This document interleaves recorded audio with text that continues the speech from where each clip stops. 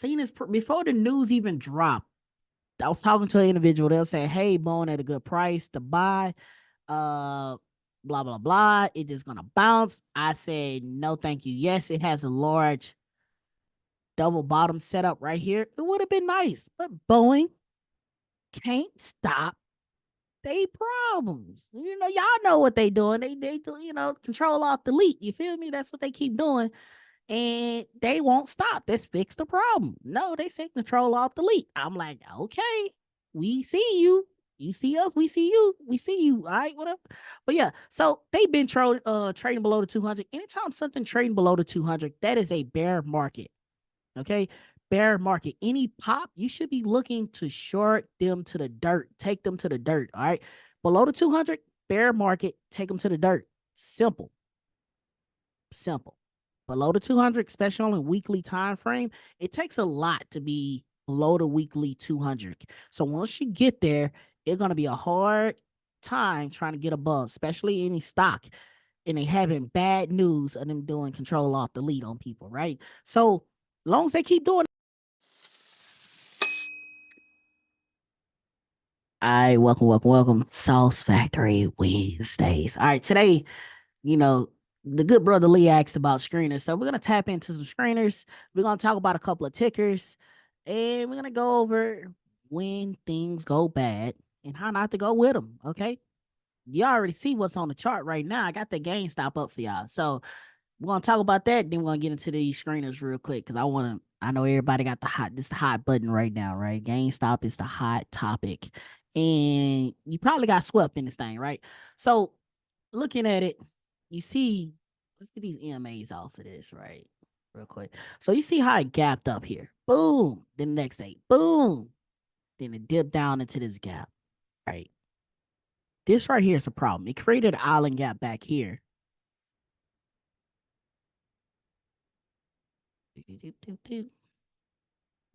There we go. So this is your island gap. It's the separation here to here, right? You had a double back-to-back gap, gappity gaps, right? Okay, cool. With that clean separation. Boom, a price action. Boom, right? Now, since I'm fancy, I'm not gonna waste a good moment to throw a template up there because that's why I took all that time to make them.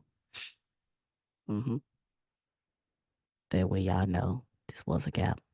Keep track, stay woke. Okay.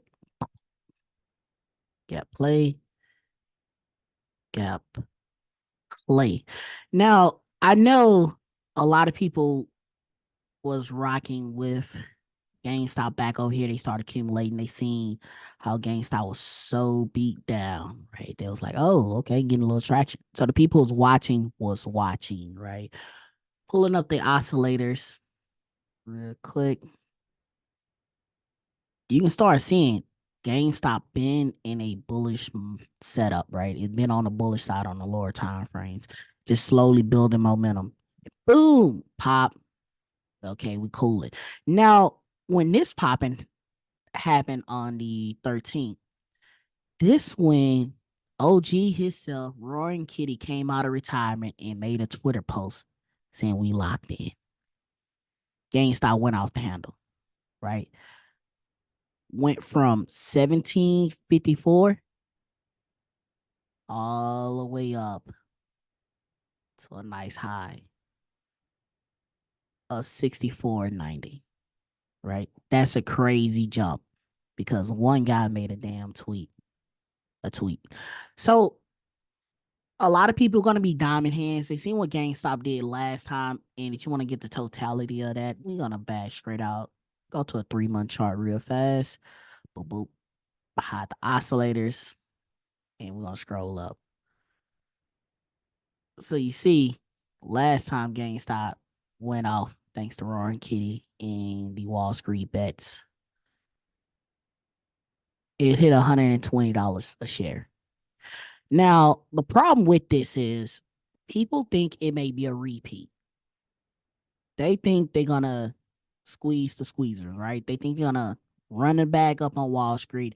On Monday, they did lose $1 billion in short sales, but they learned their lesson. Fidelity, Robinhood, and all those other great hedge funds, right, and brokerage and stuff like that, they learned their lesson. They said, no, no, no. We're gonna halt the stocks. Last night I was talking to a couple of guys on Zoom.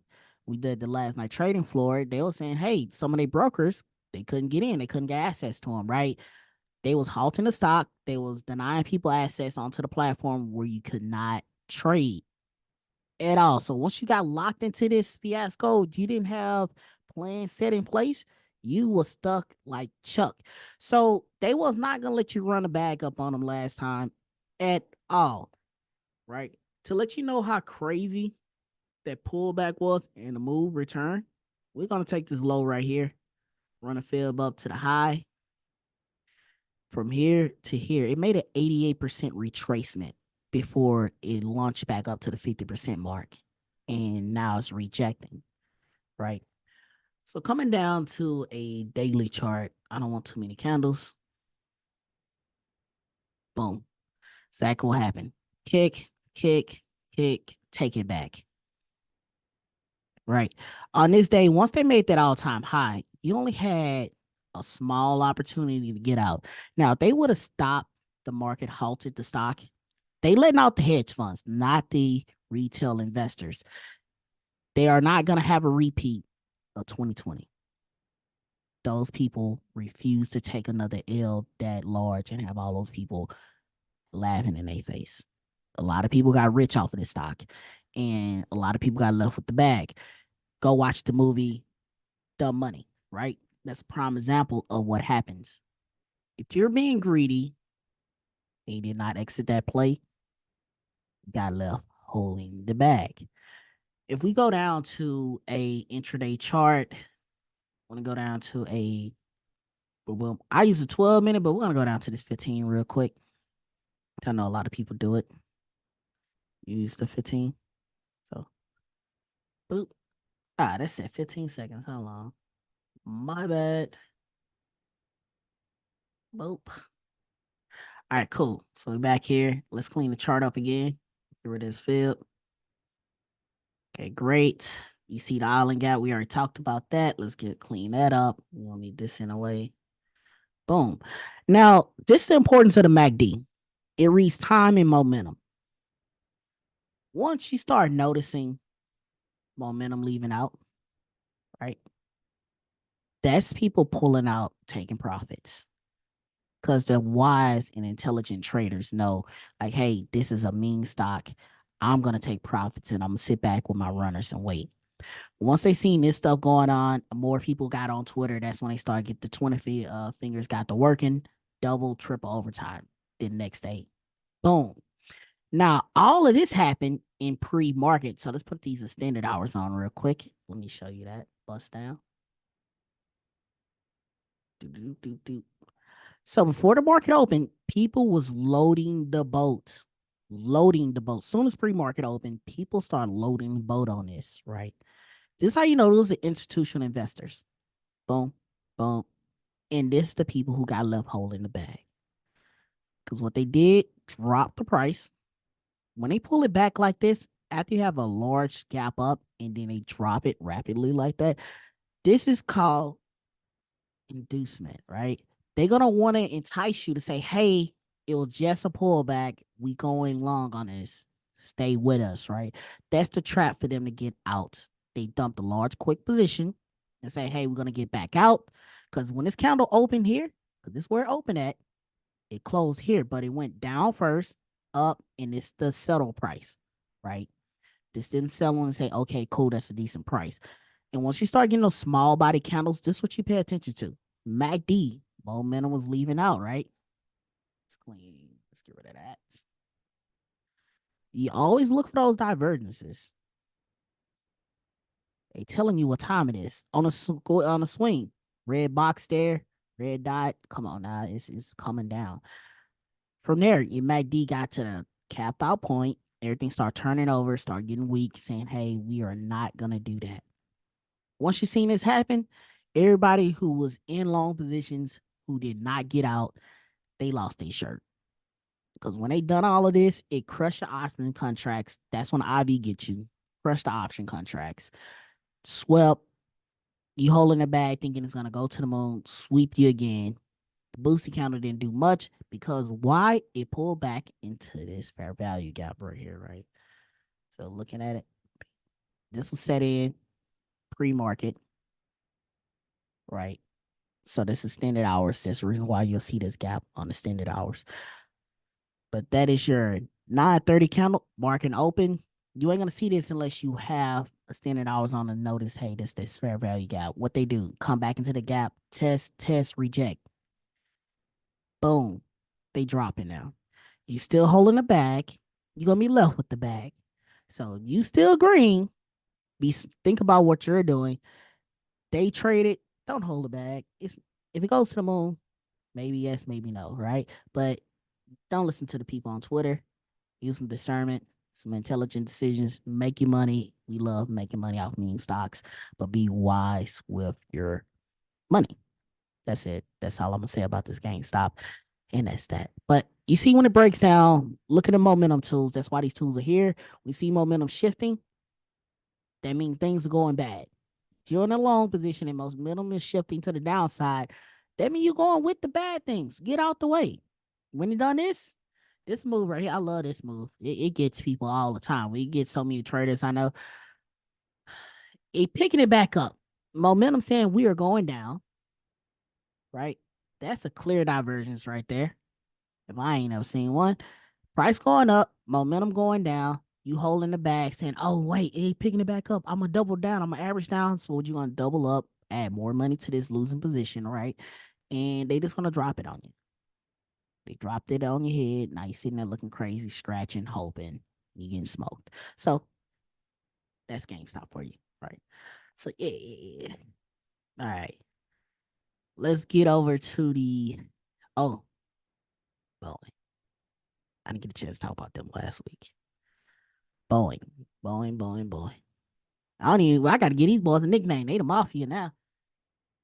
Yeah, they wiping people nose out here. What the boys say? Yeah, they wiping noses out here. You snitch on them. Ooh wee. Mm-hmm. Yeah. You got to snitch. No, we don't. Nobody blowing whistles over here. They say you can be a fan of Too Short you want to. You ain't gonna see it. Ain't gonna see the next day. Ain't no blow the whistle, playboy. I was born. They say, yeah, keep that energy. Keep it ours. Now, look what happened. They refuse to fix a problem. They acting like the rest of us stupid. They been falling off. Straight up and down. They been trading below the 200, right? Seen this before the news even dropped. I was talking to an individual. They'll say, hey, Bone at a good price to buy. Blah, blah, blah. It's just going to bounce. I said, no, thank you. Yes, it has a large double bottom setup right here. It would have been nice. But Boeing can't stop they problems. You know, y'all know what they doing. They do, control alt delete. You feel me? That's what they keep doing. And they won't stop. Let's fix the problem. No, they say control alt delete. I'm like, okay, we see you. You see us, we see you. We see you. All right, whatever. But yeah, so they've been trading below the 200. Anytime something trading below the 200, that is a bear market. Okay. Bear market. Any pop, you should be looking to short them to the dirt. Take them to the dirt. All right. Below the 200, bear market, take them to the dirt. Simple. Below the 200, especially on a weekly time frame, it takes a lot to be below the weekly 200. So once you get there, it's going to be a hard time trying to get above, especially any stock. And they having bad news of them doing control alt delete on people, right? So long as they keep doing that practice, and they got 10 more whistleblowers coming out, I think a third one came up, control alt deleted. And yeah, as long as they keep doing that practice, yeah, they're going to keep sliding. Their cheese going to keep sliding, all right? So great short opportunities. Understand what your company is doing. You holding them long term, you might want to do some reevaluations. They already got to change your character as you see the algo called it out. But if you don't know what a change of character is, the last point of support get taken out by price, right? Once that breaks a low, that's no longer in the uptrend that's telling you like, hey, we are going down, recognize that. We made new lows. Yes, we pulled back, but we also made a new low. Anytime you make a new low, that's market structure to the downside. So instead of getting a lower high, which it should have been here, right? If it was gonna go up, it'd have been like, hey, lower high, continue up, make new highs, right? Or if it was gonna go up, use this too. It would have been bam, boom. It would have done the double bottom, then ran to the top, right? And went off. But it did not do so. It fell. They broke the low. They, took out the low, trading below the 200. They're going to continue falling until they can get their life together and straighten out their issues, quality control issues. They're going to continue sliding. They probably return back to the 90s on those. All right, so y'all just keep your eye on them boys, you know. Keep your eye on them boys. Every time they say somebody coming out, get your shorts ready. They probably gonna do a quick pop. Get your shorts ready. Smoke. Smoking, you got them. All right. So let's get on to these screeners. Now, TradingView have built-in screeners. If you don't know about it, I know a lot of people who like to use Finviz, bar charts, and all those other fancy people. TradingView got a built-in screener. Just click over here to the downside. You see that stock screener? Then we're gonna maximize this chart because the screener anyway. That little button right there. Bada boom. We lit. Now, you see, they got like 3,690 something stocks matched up. So if I wanna look for short-term reversals, right? I am a reversal trader. I love the chaos of the reversal. So guess what? I'm looking for some reversal opportunities. What's a good reversal opportunity, right? First, you want to make sure you ain't dealing with no POVO stocks, right? So you're going to say, hey, I need some volume, big volume. Let's get that up. Get up with me. Okay. We need the boys over here. I need a little couple mil in volume. I ain't trying to play with these boys. Average volume, want to bump all that up, right? 1 mil. Get that out of there. Come on, TradingView. See, TradingView want to glitch. Boom, boom. Oh no. Nah, playboy.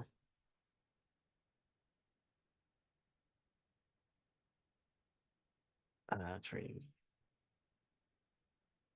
All right. They want to play this the hard way.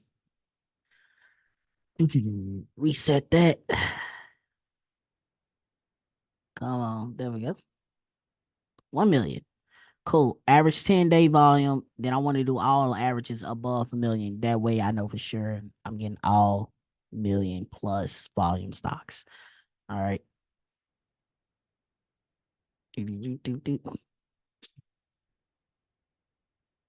Okay, cool. Got that. Market cap, you can kind of leave that. Once you get into the millions, you're gonna really start seeing if we get too many tickers, then we'll start like busting down, the ones who are kind of like too low on the market cap to kind of boost the market cap. That way we don't have to worry about uh too many stocks to kind of like screen for. All right, cool. So everything at a million. Now, what I want to do is scroll down to last because also I don't want no cheap little stocks here. Let's go to search. Last. Ooh, they change it.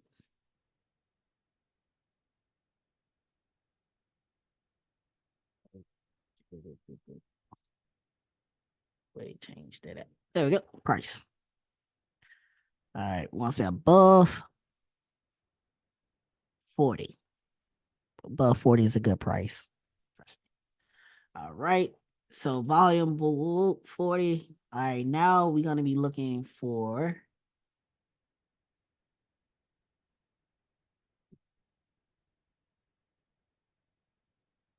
that out of I want to look for a new 52-week high, right? So new 52-week high, cool. A new 52-week high mean they hit a all-time high. 9 out of 10. When they take out that high, they're gonna grab liquidity. They're gonna be looking for a reversal point. So whoever took the high, I'll be looking for opportunities to short them. So we got 52-week high. What else we got here? Right now we got 116 stocks. So let's work with that, because not all of these going to be good quality trading stocks. So what I want to do is scroll down, see who I recognize, see who I traded before, and see if I can find a new setup. Citigroup, great. Citigroup actually worth some trading. I traded them before. You got Costco's on here. All right, who else on this joint? Hmm. Okay, okay. Who else? Who else? Who else? GoDaddy? Never traded them before. Oh, JPM. Okay. Them boys, they worth trading. Okay. Reliant Energy. I can short y'all. Let me see if I can make some money off y'all boys. QQQ, great, great, great. All right, cool beans, cool beans. All right, so let's start with Citigroup right now. So all you do to return back to that chart, you simply minimize that. Hit this line up here, right? Minimize that. We got Citigroup. Citigroup on a weekly chart. Bullish momentum, check. Okay, great. What I want to do is this: mark out the liquidity zones. This is a new high right here. Them boys just ran up. So I want to mark out this pivot point here because it's going to be crucial, right? I want to see this pivot point on a lower time frame. So mark out this pivot point and I'm going to mark out this high over here, right? Later on. Boop, boop. Okay, great. Now I'm going to do a little quick top down. I'm going to drop down to a daily chart real fast, looking at the oscillators. So as you see, once again, MACD is losing momentum, right? Boom. They trying to pick it up, but it's losing momentum.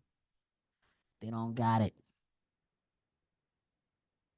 Let's take that down a notch too. Okay, cool.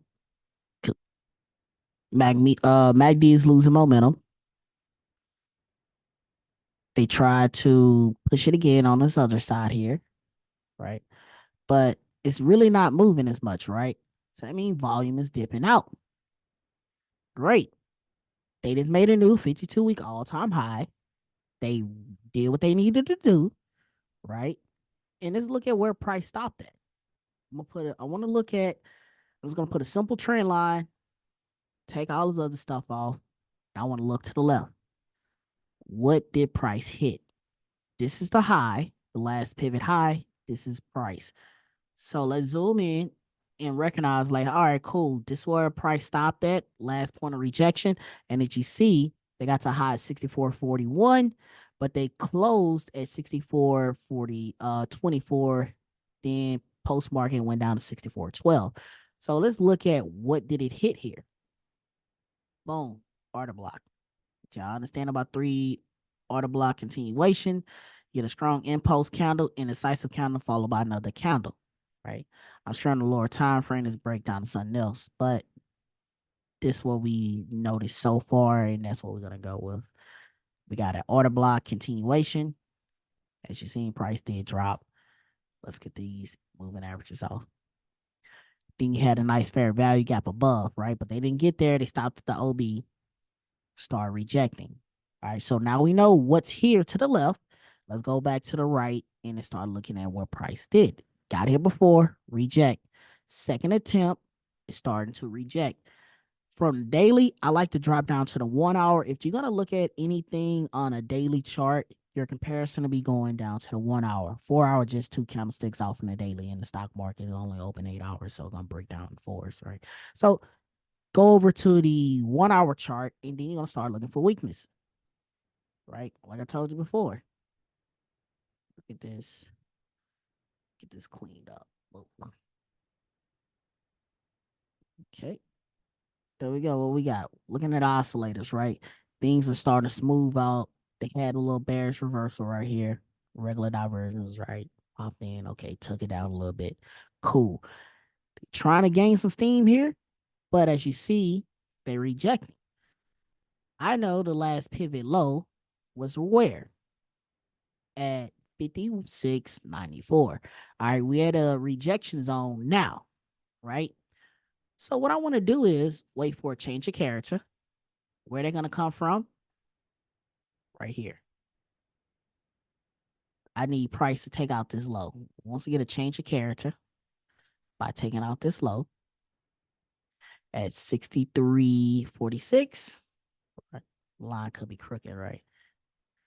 So once they take that low out, that's what I like to see. Them come down, take out this pivot low, and they're gonna let me know, like, hey, it's time to go, right? But nothing you can do is tell, put on your moving averages, still looking strong, go down to an intraday time frame, and wait for more weakness. If it don't take that out, that means it's gonna continue going up. So it's gonna be bullish. But from here, I'll be looking for reversal points. Just looking at 52-week highs. Now let's go back to our screener. Now we're gonna look for long positions, right? Because this market could be overextended. So we're gonna go back to the filter.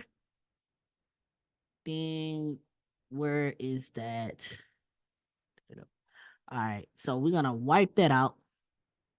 No 52-week high.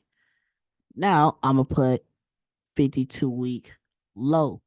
Anytime I hit a 52-week low, it can either gonna continue or it gonna reverse because they got to their necessary target. So we got the 52-week low highlighted with our other parameters. Let's see what they give us.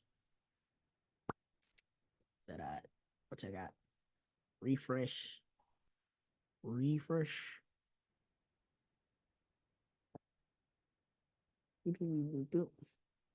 Okay. Who falling off here? Boom, boom, boom. Dang. I know y'all didn't refresh it. Come on, Trading V. Show me what you got. Okay. So we're gonna take that as a refresh list. Who on here? Visa. Come on now. All right, let's see what Visa talking about. Oh, Ally. Let's check out Visa though. What's going on with Visa? Sometimes you might want to follow up with news to confirm why they falling off.